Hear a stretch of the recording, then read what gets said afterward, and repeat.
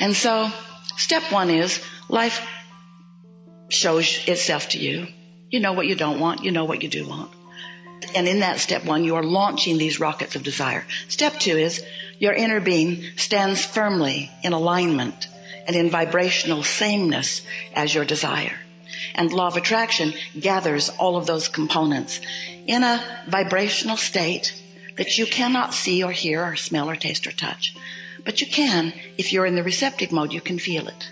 You can feel when you're lined up with what you want, and you can feel when you are not. And so step three is you getting into that alignment. And then step four is just getting really good at it. Step four is becoming a vibrational match to it, a steady vibrational match to it. Step four is being such a vibrational match that you are a master of it, that you really know readily when you are vibrationally out of whack and when you are vibrationally in sync with what you want. And then step five is our favorite step of all. That's where you are back in step one and it's all right with you. That's when you're having another new step one moment and you are understanding the value of it because expansion comes from it. If it were not for the opportunity to experience new contrast, you or none of us would continue to expand. And so we wanted so much for you to accept the reality of this vibrational reality. And after all, why should you? It hasn't manifested, so you can't see it or hear it or smell it or taste it or touch it. You can't point it out to others. They can't confirm to you that it is there. You can feel it, but so often if you want confirmation from others and others aren't there and they can't see it. So we've been having Esther wave her arm around showing you this vortex. Wrote a whole book about it too, in fact. 2 books about this vortex so that you would expect the realness of it. But until it starts becoming a reality that you can see, often you don't accept it as a reality. And that's the first thing that we want you to begin to understand. We want you to be able to accept that there is a vibrational beginning place, just like there is a fetus in the womb for several months before there is a baby in your arms. There is a gestation period, and yet you accept the reality of that even though you can't rock it in your arms yet. And you say, well, there are ways that we can see and know that it's there. And we say, yes, but stop nitpicking with us.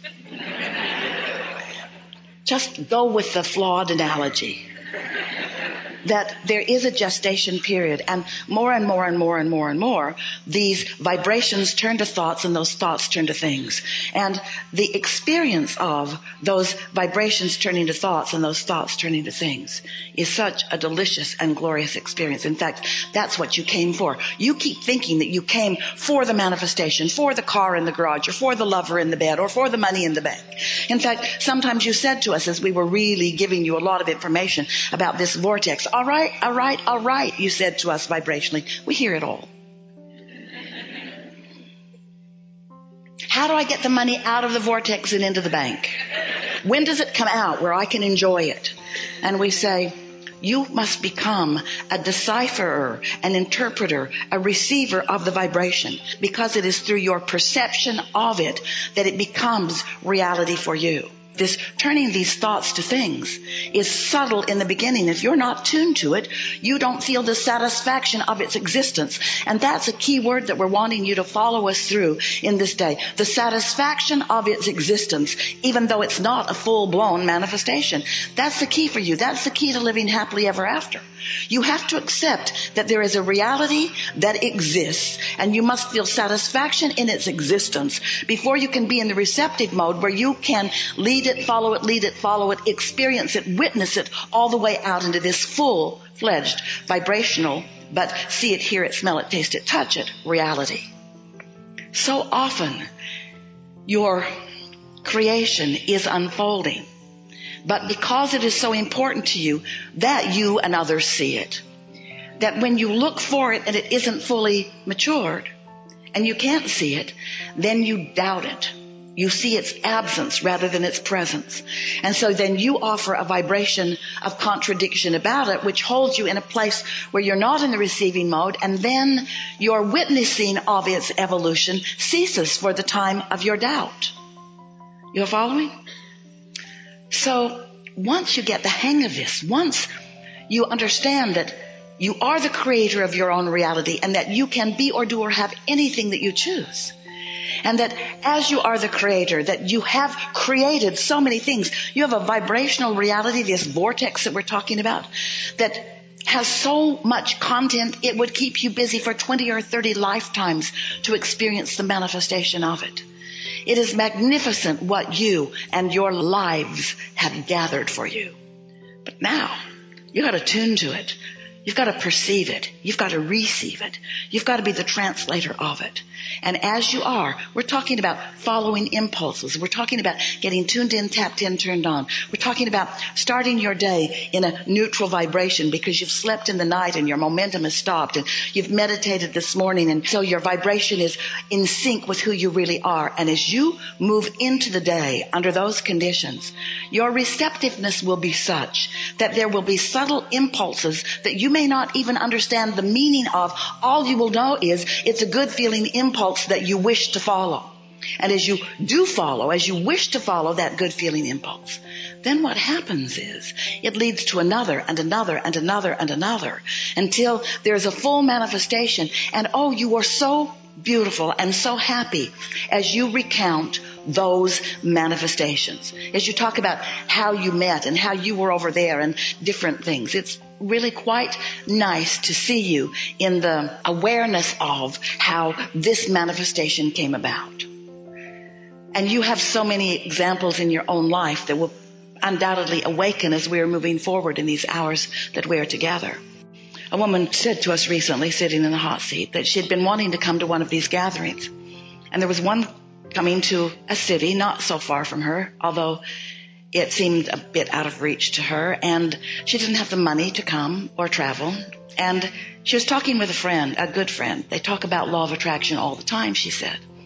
And so she was talking to her friend, and the workshop was getting closer and closer, and she was remaining good feeling about it.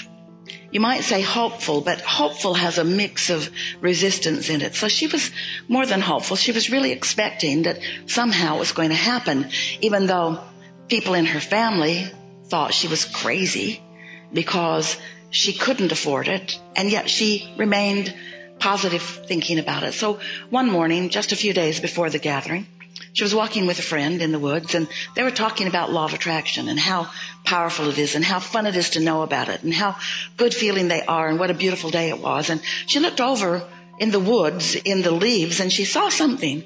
The sunlight caught her eye, and she went over and came up with an earring, a big diamond earring. Can't possibly be real. It's way too big to be real. But it was. Had a value of $5,000. She came to the workshop. And of all the people sitting in the audience, she lighted up nice and bright. We found her over there. She came up, told the story to everyone. And most people think, oh, what a lucky thing that was. And we say, what a law of attraction thing that was. And what a receptive mode she was in. A receptive mode that made it possible for her to be walking at the right time in the right place and looking just right when the sunlight was shining just right. How about that? At the same gathering, another woman told us another similar sort of story. That she also wanted to come to a gathering, also was waiting to gather up the money, didn't know how she was going to do it either. And a friend said that she would help her with her flight. And so she got her through an airline affiliation on standby. And the two of them were flying from two different cities to Chicago. And so she got to the airport and the flight filled and there wasn't room for her. But she didn't feel discouraged because she'd been thinking about it for a while, and she really believed she would get on the flight. And then the next flight filled and she didn't get on it either. But she still didn't lose her feeling of expectation. She called her friend who was just boarding her flight from her city, and she said, I didn't get on the first two flights. And her friend said, well, maybe you could get a flight to another city, and then you could get a flight from that city into Chicago. That's a possibility. And so the woman went to the help counter, and she proposed that to the woman behind the counter. And the woman said, well, where is it you're wanting to go? And she said, I'm wanting to go to Chicago. And she said, wait a minute. And she looked and she said, I think I can get you on this flight. And so she gave her the gate assignment, and off she went. And when she got onto the aircraft, she was the only passenger on it. It was a great big airplane that was being moved, and she was the only passenger on the airplane. The captain said, "Good morning, ma'am." The flight attendant stood in front of her and did the... all just for her. When you are a cooperative component to your own desires, all providence moves too.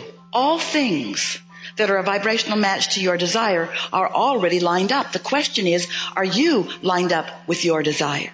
And the answer is, if you're feeling good, yes, and if you're not feeling good, no.